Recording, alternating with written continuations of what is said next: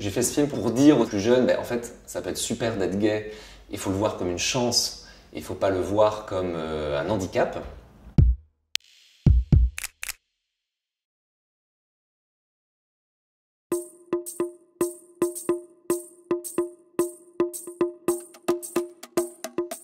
On ressemble à une bande de PD? Je sais pas, non. Et voici.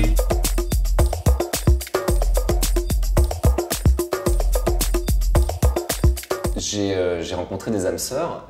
Les vraies crevettes ont complètement changé ma vie. Elles m'ont aidé à grandir, elles m'ont aidé à être qui j'étais.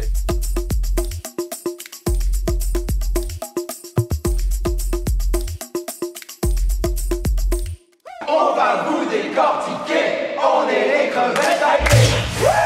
Moi, en tant que jeune spectateur, quand j'étais lycéen, même jeune adulte, je n'avais aucun référent joyeux, en tout cas, de personnages homosexuels qui vivent leur vie pleinement, en s'assumant, en étant heureux. Il y avait un thème sans doute qui était plus urgent à traiter dans les années 80-90, qui était la question du sida. Quand on regarde des films comme Philadelphia, Harvey Milk, ce sont des films qui sont très durs à regarder quand on est un jeune homo, parce qu'on se dit ma vie sera de toute façon compliquée, même si j'ai une sexualité épanouie, de toute façon elle est vue à travers le spectre d'une mort imminente. Donc je sais que moi ça m'aurait aidé à me construire d'avoir un film comme Les Crevettes Pailletées. Il y a une règle dans l'équipe, pas de levrette entre crevettes. Et le nom, vous avez trouvé ça comment? Dans la crevette, le meilleur c'est la queue. Et puis avec des paillettes, c'est encore mieux. D'accord. Vous allez me faire 200 mètres en rétropédalage, ça va vous calmer. C'est toi la rétropédale. C'est marrant parce que j'ai fait ce film pour mes amis, mais peut-être aussi pour mes parents.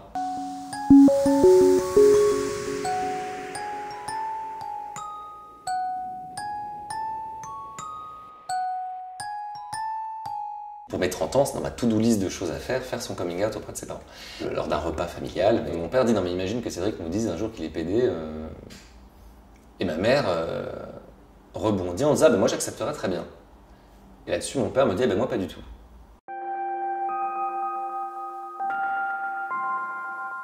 Je me disais voilà, ça se trouve, hein, si, à force de ne pas le dire, un jour ils vont mourir et ils ne sauront pas qui j'étais vraiment. Et finalement, c'est ma mère qui m'a demandé, toujours dans un repas de famille, mais est-ce que tu ne serais pas homo? Et là, je leur dis oui. Et en fait, ils l'ont extrêmement bien pris, y compris mon père, à qui ça en fait posait aucun problème. Donc parfois, la réaction des proches est complètement l'inverse de ce qu'on peut croire.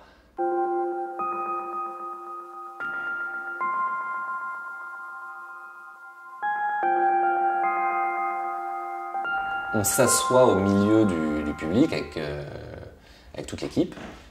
Le film se lance, les premiers rires arrivent, on se dit bon, on est rassuré. Et là arrive la fin du film.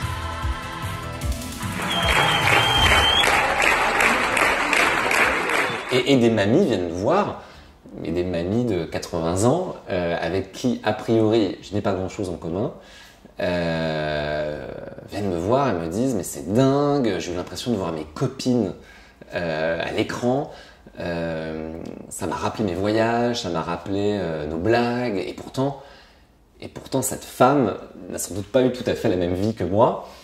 Ça a été complètement inattendu.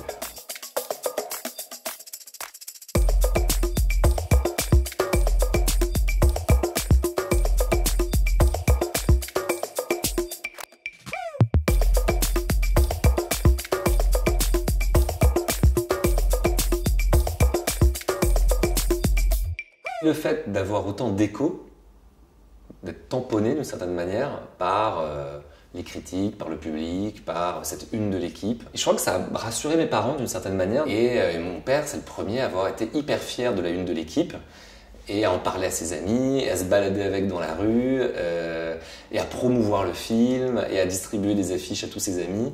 Et ça nous a rapprochés encore plus.